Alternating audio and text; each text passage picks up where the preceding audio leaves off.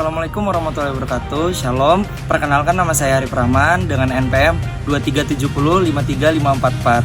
Halo, perkenalkan nama saya Intan Sophia dengan NPM 237055340. Jadi di sini kami akan membahas tentang pengelolaan limbah B3 di rumah sakit, dan rumah sakit yang kita ambil itu adalah Rumah Sakit Jiwa Daerah Provinsi Kepulauan Bangka Belitung.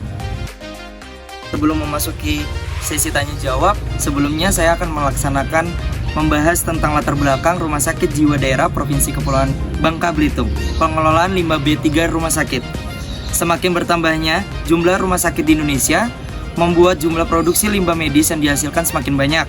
Pengelolaan limbah B3 di rumah sakit diperlukan karena apabila limbah B3 tidak dikelola dengan baik dapat mengakibatkan cedera, penyakit nosok kimial, dan pencemaran lingkungan. Bahan kimia beracun sebagian dapat bersifat radioaktif, sehingga dengan begitu banyaknya jenis B3 yang ada di rumah sakit membuat rumah sakit menjadi salah satu industri yang diwajibkan mampu mengelola B3 dengan baik. Nah, sebelum masuk nih, saya mau tanya-tanya nih sama Sophia, apa sih jenis limbah dari pelayanan kesehatan di rumah sakit yang dapat dikelompokkan dalam beberapa kategori utama dari Provinsi Bangka Belitung sendiri rumah sakitnya? Oke, jadi jenis limbah dari pelayanan kesehatan di Rumah Sakit Bangka Belitung itu dapat dikelompokkan dalam beberapa kategori utama. Yang pertama itu ada limbah padat yang dihasilkan dari semua limbah rumah sakit yang berbentuk padat. Dan ada dua jenis limbah padat yang diakibatkan dari kegiatan rumah sakit itu sendiri. Yang pertama adalah limbah medis padat, yaitu limbah padat yang terdiri dari limbah infeksius, limbah patologi, limbah benda tajam, limbah farmasi, limbah sitoksik, limbah kimiawi, limbah radioaktif, limbah kontainer bertekanan, dan limbah yang mengandung logam berat yang tinggi.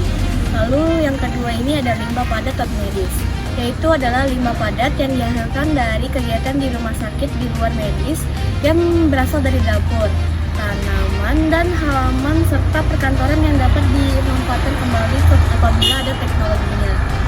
Terus yang kedua ini ada limbah cair, yaitu semua air buangan termasuk tinja yang berasal dari kegiatan rumah sakit yang kemungkinan mengandung mikroorganisme. Lalu bahan kimia beracun dan radioaktif yang berbahaya bagi kesehatan. Dan semua jenis limbah ini mengandung limbah yang berpotensi infeksi. Limbah residu insinerasi dapat dikategorikan sebagai limbah berbahaya jika insinerator rumah sakit tidak sesuai dengan kriteria atau tidak dioperasikan sesuai kriteria. Dan yang dimaksud dengan limbah B3 itu apa sih, Kak? Sebenarnya limbah B3 itu kayaknya pengertiannya banyak banget deh, Kak, di rumah sakit, nggak cuma di Balikpapan aja ya. Jadi yang kita bisa ambil nih, yang dimaksud dengan B3 adalah singkatan dari bahan berbahaya dan beracun, merupakan suatu zat, bahan kimia dan biologi, baik dalam bentuk tunggal maupun campuran, yang dapat membahayakan kesehatan dan lingkungan secara langsung maupun tidak langsung. B3 bersifat apa aja sih, Kak, sebenarnya B3 itu bersifatnya? Kok kayaknya banyak banget ya? Jadi B3 tersebut bersifat racun, karsinogenik, teratogenik, mutagenik, korosif, dan iritasi. Pengelolaan limbah B3 adalah rangkaian kegiatan yang mencakup pengadaan, penerimaan, penyimpanan, penyangkutan, penggunaan, pengolahan, dan pembuangan limbah B3. Dan untuk itu, saya mau nanya ke kakak ini, B3 apa aja sih yang ada di rumah sakit itu? Nah, jadi B3 sendiri yang ada di rumah sakit itu sebagian tuh ini satu B3 medis. Contoh B3 medis tuh berasal dari antiseptik dan disinfektan.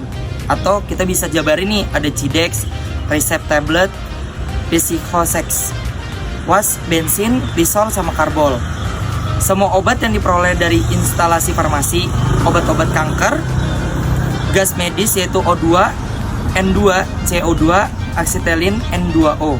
Dan yang kedua, B3 non medis. Contoh B3 non medis itu berasal dari satu, desinfektan yaitu desinfektan linen, Ultra Clorox, Rain Clean Bleach, Chlor Bleach, pembersih yaitu softener, foamy hand soft, gas non medis yaitu LPG, insektisida, peptisida, Nuvet, solar itu ada diesel fuel, freon atau bahan pendingin, chemical natco untuk boiler. Jadi itu aja sih Kak yang mungkin B3 yang kita tahu untuk rumah sakit ini sendiri. Lalu ada dua macam limbah yang harus dipisahkan, yaitu yang pertama adalah limbah infeksius, yang kedua itu adalah limbah patologi. Karena limbah infeksius ini beresiko tinggi, jadi perlu disterilisasikan atau autoclave terlebih dahulu sebelum disingkirkan ke tempat pembuangan akhir.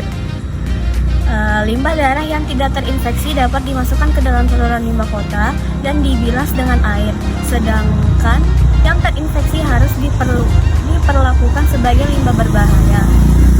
Kontainer-kontainer di bawah tekanan, yaitu aerosol dan sebagainya, tidak boleh dimasukkan ke dalam insinerator. Limbah yang telah disiapkan dimasukkan ke dalam kantong yang kuat sehingga terhindar dari pengaruh luar ataupun dari limbah sendiri dan tahan air, atau dimasukkan dalam kontainer-kontainer logam. Kantong-kantong yang digunakan dibedakan dengan warna seragam dan kantong tersebut dilabeli dan diberi simbol yang sesuai. Kontainer harus ditutup dengan baik sebelum diangkut, dan apabila menggunakan kantong terlebih dahulu harus dimasukkan autoclave. Maka kantong-kantong itu harus bisa ditembus oleh uap sehingga disterilisasikan dapat berlangsung sempurna. Dan setelah ini kami akan menjelaskan tentang jenis pengolahan limbah yang ada di rumah sakit. Oke, dengan ini jenis pengolahan limbah di rumah sakit. Yang pertama, limbah umum sejenis limbah domestik yang dihasilkan dari kegiatan yang ada di rumah sakit seperti bahan pengemas, makanan non-infeksius, limbah dari cuci, serta materi lain yang tidak membahayakan pada kesehatan manusia dan lingkungan. Yang kedua, ada limbah patologis terdiri dari jaringan-jaringan, bangkai binatang, organ, bagian tubuh, plasenta, darah, dan cairan tubuh.